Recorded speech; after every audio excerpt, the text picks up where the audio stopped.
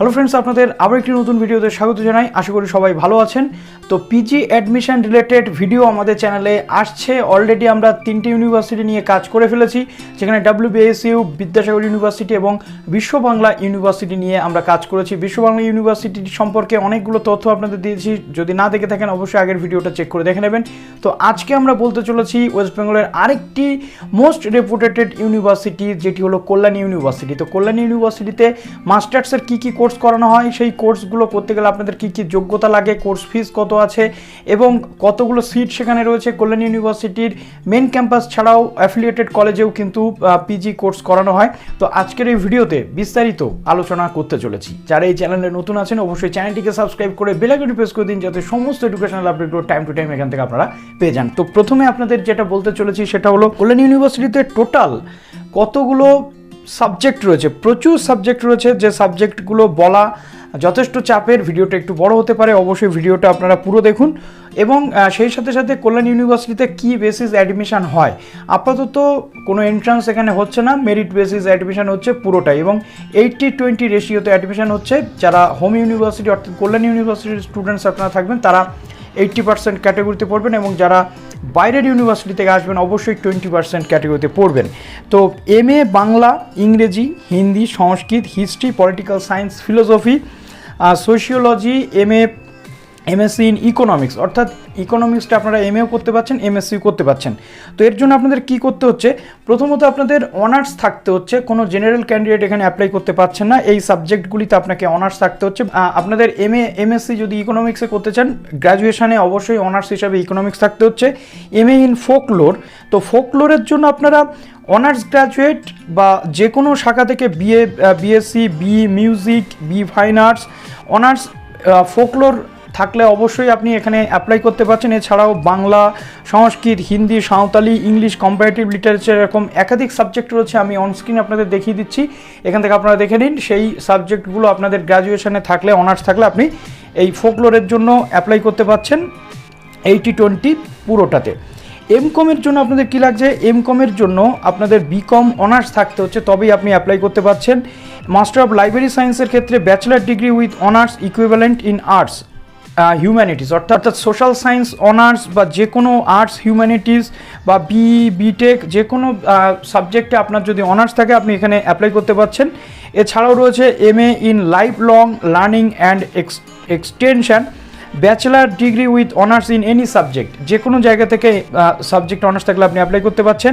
এবার আসা যাক M.Sc-র ক্ষেত্রে। M.Sc-র ক্ষেত্রে দেখুন কী কী সাবজেক্ট রয়েছে, বটানি, কেমিস্ট্রি, এনভায়রনমেন্টাল স্টাডিজ বা environmental science, mathematics, microbiology, physics, physiology, statistics, zoology, এই সাবজেক্টগুলিতে আপনার অনার্স থাকলে তবে আপনি অ্যাপ্লাই করতে পারছেন M.Sc-র জন্য। এরপর আসে M.Sc ইন বায়োকেমিস্ট্রি। বায়োকেমিস্ট্রিতে আপনি M.Sc করতে চাইলে আপনার প্রথমত কেমিস্ট্রিতে অনার্স থাকতে হচ্ছে, বায়োকেমিস্ট্রি, ফিজিওলজি, এছাড়াও জুওলজিতে অনার্স থাকলে আপনি অ্যাপ্লাই করতে পারছেন কিসে না, বায়োকেমিস্ট্রিতে। এরপর আসে M.Sc ইন বায়োফিজিক্স। বায়োফিজিক্সে M.Sc করতে চাইলে আপনাকে physics, chemistry, biochemistry, zoology, physiology, microbiology, molecular বায়োলজিতে অনার্স থাকলে আপনি এখানে অ্যাপ্লাই করতে পারছেন। নেক্সট আসছে মোলকিউলার বায়োলজি অ্যান্ড বায়োটেকনোলজিতে আপনি যদি M.Sc করতে চান তাহলে আপনার প্রথমত মোলকিউলার বায়োলজিতে অনার্স থাকতে হচ্ছে। এছাড়া বায়োটেকনোলজি হোম ইউনিভার্সিটির ক্ষেত্রে এবং আদার ইউনিভার্সিটি যেটা রয়েছে তাদের জন্য BSc in molecular biology and biotechnology, molecular biology, বায়োটেকনোলজিতে honours, chemistry, physiology, microbiology, zoology, এই সাবজেক্টগুলিতে কিন্তু অনার্স থাকতে হচ্ছে। জিওগ্রাফি MA M.Sc দুরকমই হয়, এখানে দুরকমের জন্য আপনাকে BSc অনার্স অথবা BA অনার্স জিওগ্রাফিতে থাকলে এখানে আপনি অ্যাপ্লাই করতে পারছেন। M.Sc ইন এনভায়রনমেন্টাল ম্যানেজমেন্টের জন্য আপনাদের বলা হচ্ছে candidates have been must have science stream, অর্থাৎ HS আপনাদের সায়েন্স স্ট্রিমে পড়তে হচ্ছে, এবং honours equivalent graduate in science, botany, zoology, এখানে আপনাদের physiology, nutrition, environmental science, molecular biology, biotechnology, mathematics, statistics, computer, social science, geography and applied science. তো এই সাবজেক্টগুলোতে অনার্স থাকলে আপনি এই M.Sc এনভায়রনমেন্টাল ম্যানেজমেন্টের জন্য অ্যাপ্লাই করতে পারছেন।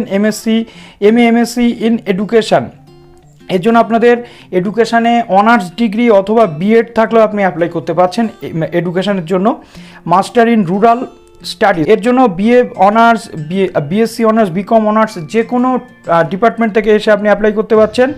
এরপর আসছে computer science, MSc in computer science, বিএসসিতে কম্পিউটার সায়েন্স বা হোম ইউনিভার্সিটির জন্য, এবং computer science BTech, computer science BCA যে কোনো জায়গাতে আপনি ব্যাচেলার ডিগ্রি থাকলে অ্যাপ্লাই করতে পারছেন। তবে অনার্স থাকতে হচ্ছে অবশ্যই।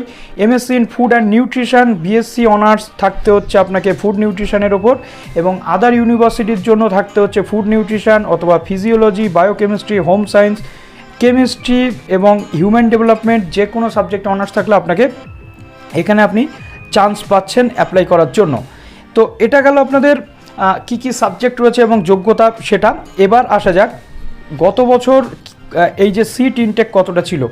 বাংলাতে আপনাদের 215টা সিট রয়েছে মেন ক্যাম্পাসে, ইংলিশে রয়েছে 135টা, হিন্দিতে রয়েছে 25টা, সংস্কৃতে রয়েছে 60টা সিট, হিস্ট্রিতে রয়েছে 142টা সিট, পলিটিক্যাল সায়েন্সে রয়েছে 132টা সিট, ফিলোসফিতে রয়েছে 60টা সিট, এমএসসি ইন ইকোনমিক্স এখানে 60টা রয়েছে, সোশিওলজিতে রয়েছে 35টা সিট, ফোকলোরে রয়েছে 15টা সিট, এম.কমে আপনার রয়েছে 75টা সিট, মাস্টার অফ লাইব্রেরি সায়েন্সে রয়েছে 30টা সিট, লাইফ লং লার্নিংয়ে রয়েছে 10টা সিট, এছাড়াও বটানিতে আপনার রয়েছে 82টা সিট, এছাড়াও ম্যাথমেটিক্সের জন্য আপনি পাচ্ছেন 115টা সিট, এছাড়াও মাইক্রোবায়োলজিতে 30টা সিট রয়েছে, ফিজিক্সে রয়েছে 72টা সিট, ফিজিওলজিতে রয়েছে 29টা সিট, স্ট্যাটিস্টিক্সের জন্য 60টা সিট পাচ্ছেন, জুওলজির জন্য পাচ্ছেন 68টা সিট, বায়োকেমিস্ট্রিতে পাচ্ছেন 30টা সিট, বায়োফিজিক্সে পাচ্ছেন 20টা সিট, মলিকিউলার বায়োলজিতে পাচ্ছেন 30টা সিট, এমএসসি ইন জিওগ্রাফি বা এমএ ইন জিওগ্রাফি টোটাল মিলে 50টা সিট রয়েছে, এনভায়রনমেন্টাল ম্যানেজমেন্টে রয়েছে 35টা সিট, এমএসসি বা এমএ ইন এডুকেশনে রয়েছে 92টা সিট, মাস্টার ইন রুরাল স্টাডিজে 20টা সিট, এবং এমএসসি ইন কম্পিউটার সায়েন্স বা ফুড নিউট্রিশনে 20টা করে যথাক্রমে সিট আপনারা পাচ্ছেন। এখানে অ্যাপ্লিকেশন চার্জ আপনাদের গত বছর লেগেছে 400 টাকায়, এবছর অ্যাপ্লিকেশন শুরু হলে অবশ্যই আপনাদের জন্য একটি ডেডিকেটেড ভিডিও বানিয়ে দেবো। নেক্সট আপনাদের এবার বলি যে কল্যাণী ইউনিভার্সিটিতে আপনি 80-20 রেশিওতে ভর্তি হতে পারছেন, যে কোনো এসসি এসটি ওবিসিদের জন্য যে রিল্যাক্সেশন গভর্নমেন্ট রুল অনুযায়ী আপনারা পাচ্ছেন, এবং আপনি এখানে অ্যাডমিশনের জন্য অর্থাৎ গ্র্যাজুয়েশনের পর আপনি মিনিমাম 3 বছর গ্যাপে এখানে পড়তে পারেন, ম্যাক্সিমাম 3 বছর গ্যাপে আপনি পড়তে পারেন, এবং 4 বছর হলে আপনি কিন্তু এখানে চান্স পাবেন। অর্থাৎ আপনি যদি 21-এ ভর্তি হতে চাইছেন, আপনি 18 সালে পাস করলেও এখানে অ্যাডমিশন নিতে পাচ্ছেন, কিন্তু তার জন্য আপনাকে 2% করে মার্কস কিন্তু কেটে নেওয়া হবে, ডিডাক্ট করা হবে, যেহেতু আপনি লেট অ্যাডমিশন নিচ্ছেন তার জন্য। এবার ফিস স্ট্রাকচারটা আপনাদের একটু বলে দিই। তো প্রথমত বাংলা, ইংলিশ, হিন্দি, সংস্কৃত, ইকোনমিক্স, ফোকলোর, সোশিওলজি, কমার্স এবং হিস্ট্রি, পলিটিক্যাল সায়েন্স, ফিলোসফি এই কটা সাবজেক্টের জন্য আপনাদের ফার্স্ট সেমিস্টারে যখন আপনি অ্যাডমিশন নিচ্ছেন তখন আপনাদের দিতে হচ্ছে 3460, এবং থার্ড সেমিস্টারে গিয়ে আপনাদেরকে দিতে হচ্ছে 2810, এটা হচ্ছে টোটাল ফিস। নেক্সট আপনাদের যদি আমি বলি এমএসসি, এম.A.M.Sc এডুকেশন বা লাইফ লং লার্নিং বা এক্সটেনশনের জন্য ফার্স্ট সেমিস্টারে আপনাদের দিতে হচ্ছে 3460, এবং থার্ড সেমিস্টারে গিয়ে আপনাদের দিতে হচ্ছে 2810। নেক্সট এবার যে সায়েন্সের সাবজেক্টগুলো রয়েছে physics, chemistry, বটানি, zoology, physiology, physics, biophysics, biochemistry, environmental science, mathematics, statistics এবং জিওগ্রাফি, এর জন্য ফার্স্ট সেমিস্টারে আপনাদের দিতে হচ্ছে 4260 টাকা, এবং থার্ড সেমিস্টারে গিয়ে দিতে হচ্ছে 3610 টাকা। নেক্সট আমরা যদি দেখি মাস্টার অফ লাইব্রেরি সায়েন্স, তো সেখানে আপনাদের ফার্স্ট সেমিস্টারে দিতে হচ্ছে 4860, এবং থার্ড সেমিস্টারে গিয়ে দিতে হচ্ছে 4210 টাকা। এবার আপনাদের বাদবাকি যে মাস্টার অফ রুরাল স্টাডিজ, এখানে 14810 টাকা প্রথম সেমিস্টারে, থার্ড সেমিস্টারে গিয়ে 14160। অর্থাৎ প্রথম সেমিস্টারে আপনি যখন অ্যাডমিশন ফিসটা দিচ্ছেন বা চার্জ দিচ্ছেন সেটা দুটো সেমিস্টার কভার করছে, থার্ড সেমিস্টারে যখন দিচ্ছেন সেটা থার্ড এবং ফোর্থ সেমিস্টার কভার করছে। নেক্সট এবার আমরা যদি দেখি মাইক্রোবায়োলজির ক্ষেত্রে আপনার চার্জটা রয়েছে 42,810 টাকা, এটা হচ্ছে প্রথম সেমিস্টার, এবং থার্ড সেমিস্টারে গিয়ে আপনার খরচা হচ্ছে 42,160 টাকা।